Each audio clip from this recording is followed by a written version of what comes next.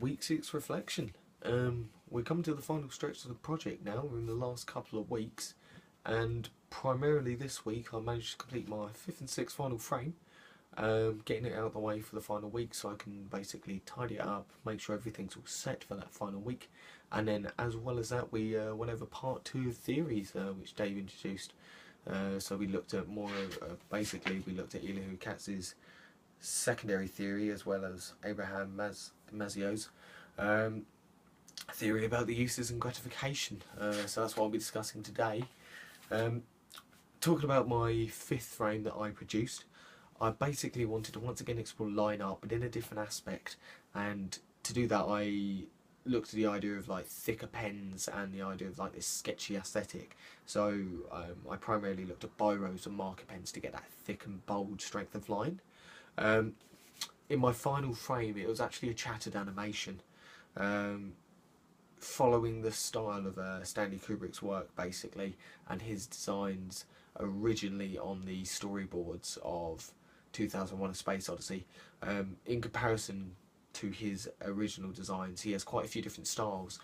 You can see how in the beginning he has this rough ecstatic textures and like line work which just quickly is a quick render of the scene, and then he has his watercolour based works which are heavy detailed renditions, and then finally he has his photo shoots which just replicate the set and the scene with the props, which have loads of writing and loads of taglines and everything set around the actual image. My work bases around the idea of this line art, like this original rough sketches that Stanley Kubrick was able to create over the course of the production of 2001. His original designs were basically produced through this fast-paced, ecstatic, and these heavily textured drawings which don't resemble anything but in particular, but once with text to support the scene, like a specific tagline, which is obviously a brief description to the audience of what's actually happening within the image and the mise-en-scene itself.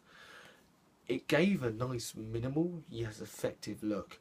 Obviously, replicating these, I wanted to basically look at how Stanley Kubrick's use of line was produced, and obviously I did a few tests with biros as well as just thick marker pens, and then I had an idea of how he wrote and how he tried to explore the use of language within his work. Throughout my experimentation, I basically decided upon using a thick biro-like marker pen, and then ending up using the tagline close up over shoulder, because it is the key thing that's happening within the scene. You can see obviously throughout his works, he's basically throughout Stanley Kubrick's own work, he replicates scenes again and again just through this quick sketch style to see if he can come up with any other ideas. So what I wanted to do was replicate this process, so by literally copying the same frame again and again through variations of style and shape, exploring how using that quick like stroke of line could change or manipulate the actual frame itself as well as the imagery within it. I completed a series of 10 of these, which basically explored a range and like different executions and highlighted how they came out differently each time. And overall, the finalised like piece, it was minimal yet effective. By themselves, I feel like they're quite weak. Like, I was expecting more from the experimentation that I produced, honestly. But once I'd actually put it in an animation and put it through this digital aspect, which I've incorporated throughout a couple of other frames now, it gave life to the piece. Once I layered them up and actually showed this idea of connection between the frames, you were able to see how they related. You were able to see how like the close-up over shoulder could be indicated once you saw all 10 frames together. This idea of chattering almost gave the frame life, and it gave it potential. So initially I was worried and concerned, and I went up to Dave with this, that it would be too simple, but overall I'm proud of how it came out, and I'm happy how it followed compared to a couple of my other pieces, just this simple monochromatic black and white colour scheme. Even though it was honestly one of the quickest frames for me to produce, I felt like it was one of my stronger outcomes, especially compared to that of like the paint pens or tests I produced, or even some of the line art pieces that were just by themselves. Yeah, no, overall I'd say it was a good time. It was a good experimentation for me to actually explore. It was something that I was worried to produce because I tend to overthink a lot of my work, and it's something that has carried me through, or it's something that's stuck with me basically throughout the first year, and it's something I want to detach myself from, this idea of worry and not wanting to branch out. So this idea of me being able to branch out and looking at just these simple line renderings, just to juxtapose the more detailed line renderings and the continuous line stuff I've done within other frames, I feel like it enables me to look at a range of processes and a range of experimentation, just understanding how different line work can be caused and created just through the thickness of pen, essentially. So yeah, it was a challenge, but I overcame it. And moving on to my sixth frame, it was also a challenge. This week seemed to be just a challenge for me, trying to express myself in different ways. My sixth frame was once again a chatted animation, but through monoprint. Monoprint and the digital animation that I created, I saw it as basically the perfect blend of analog and digital processes. It worked effectively really well. Whilst I wasn't originally confident in monoprint, I wanted to give it a shot because I had tried it last year and it was one of the worst aspects of my work, but I'm genuinely pleased with how this piece came out. Throughout my tests you can see that I basically completed all the actual original framing and the actual pieces in a black monoprint. I know you can do them in colour and you can print in colour, but I thought if I'm going to digitally expose these and want to manipulate them further, that I should follow a monochromatic colour scheme just to make it easier to manipulate once it is scanned in. So I say I took the original image, and what I wanted to do was basically explore a use of line once again through Sharpie or ballpoint or even pencil, and what I found was that Sharpie was the most effective just because it gave it that really soft tone which sort of blurred the image, but it gave a nice texture to the background, yet it left quite a defined ring and like surface to the actual imprint and pressure of the character. What I did was I did a couple tests of both. You can see this is the Sharpie one, whereas this is more of like a thicker board pen, and this one really isolates and gives it dresses like the motion of the character and the emotion especially. Obviously seeing it side by side, I feel like you can easily distinguish that is Dave, but I feel like if you were to go through them and like see them without the reference, you can almost not tell what they are, and that's the effect I was trying to get, trying to essentially confuse my audience in what I was trying to produce, just because throughout the finalised sequence of the film, it is a confusing sequence and it is built to distort and wrap your head around like the emotions and what's happening basically. So yeah, my favourite image especially throughout all these would definitely have to be this one, just because it's a true line rendering which I don't think I would have been able to produce last year, and it's something I'm happy I was able to produce. But yeah, no, going on from here, basically I wanted to blend those analog and digital processes, and this is where Dave recommended to me to try and add in a bit of colour, because whilst I'd originally thought I could follow the colour scheme of the actual frame which I took it from, he said that I could even try and explore colour through texture, and that's when I looked through the idea of block texturing, which was the use of ink. And ink is something I haven't touched last year, and it's something I wanted to try. Obviously I did try and produce throughout this year, and with a lot of help basically I tried to replicate and reproduce these frames in digital textures, and then I actually created these after, and these 6 pieces basically explored how I could explore colour and ink and texturing and pattern almost. You can see how I've almost folded pages, and I've explored how water and ink mix together, just to really introduce these idea of colour and bring in a sense of depth through this colour, compared to like the actual monoprints themselves. They're quite flat in texture, so I was hoping that these actual final monoprints would actually introducing that colour texture would bring a bit of depth and layering to the piece, to almost bring a bit to life even more. The final animation itself, I say, I originally started by placing the 4 singular frames by themselves within Photoshop, creating a frame animation, and then placing the colours over the top. Whilst I thought it was effective, I didn't think it replicated the idea of the actual scene itself. So what I did was highlight how there's the original frames there for you, but basically I highlighted how I could almost push further the sense of a narrative and link it back to the original frame. So what I did was simply make the image negative, and what that did was almost create a neon light effect, which I absolutely adore.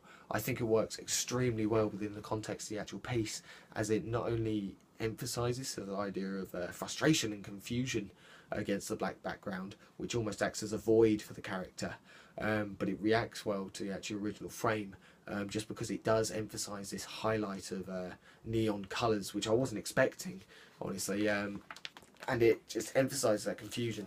I feel like as a final animation, it works amazing, and this is my proudest work so far, especially within my 6th frame, and it's my favourite of the 6 frames that I've been able to produce.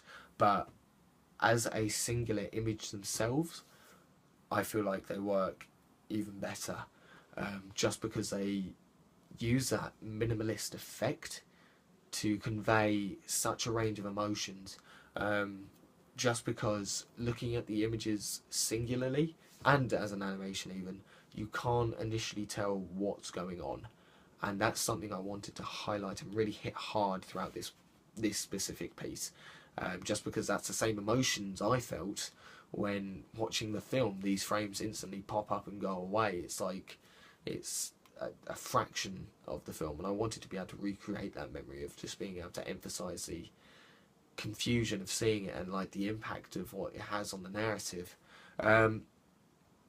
But yeah, reflecting obviously just compared to the original scenes, I've basically written down how the animated sequence itself just gave a sporadic sense of motion, and it reflects the original scene, and it's just built there to confuse the audience, and I feel like my work hit that hard and it worked well. Overall, I'm happy, and I'm really happy with the work I actually managed to produce this week, and I feel like getting it out of the way now will help me in refining it further if I need be, and even presenting it just for the final hand-in next week. The main other thing that happened this week was our theory.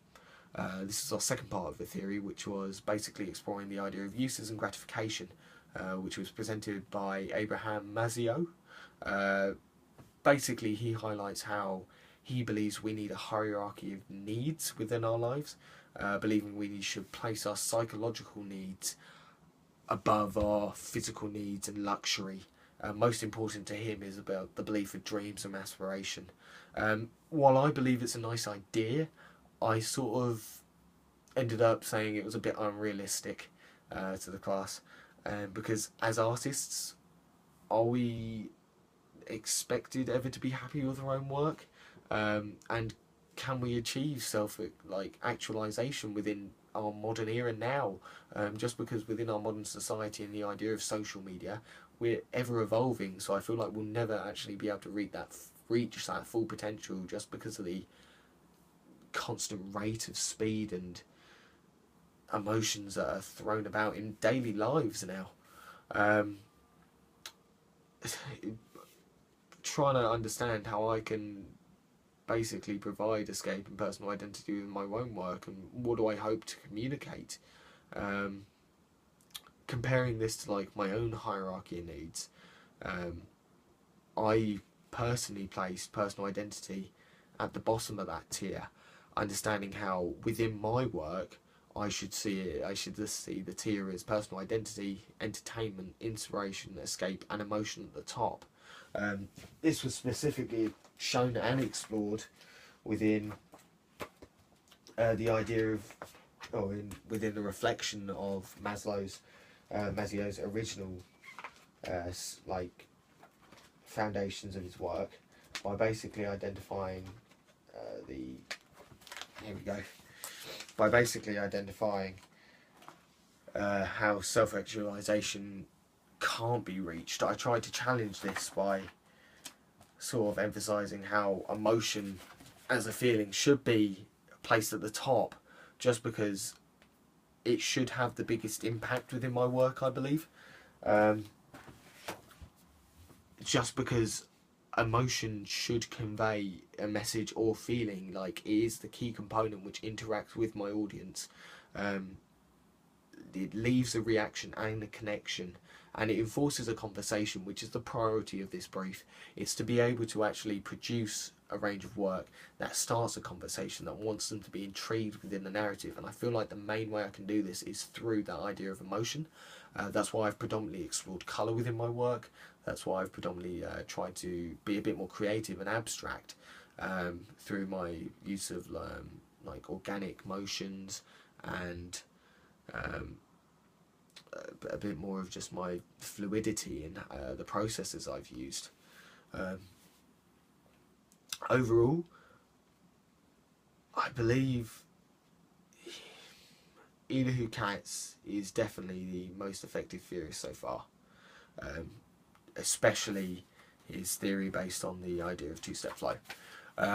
Even though this is like the finalisation of our theorist's introduction, I feel like I can use every theory in moderation, but Elihu Katz's theory is definitely the most influential within my work, just because it's that idea of communication and conversation between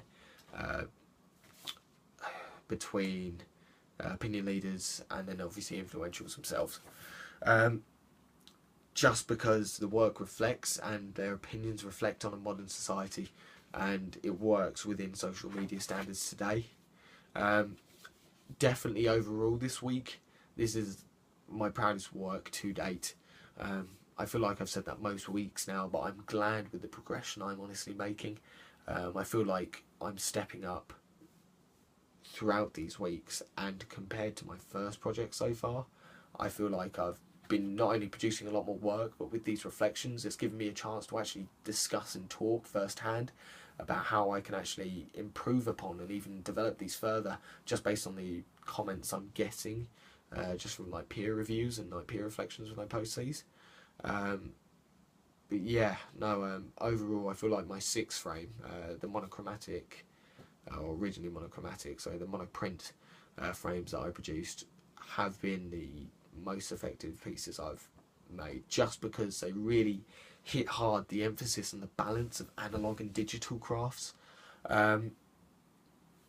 Last year, this whole process of monoprinting was a bit obscure to me. It never was fully accepted, and even when Dave introduced it earlier in the term, I wasn't good at it. I didn't feel like I'd actually produced work well enough to show off, which I haven't mentioned before in one of these videos, as well as it just didn't reflect the standard of work I wanted to produce.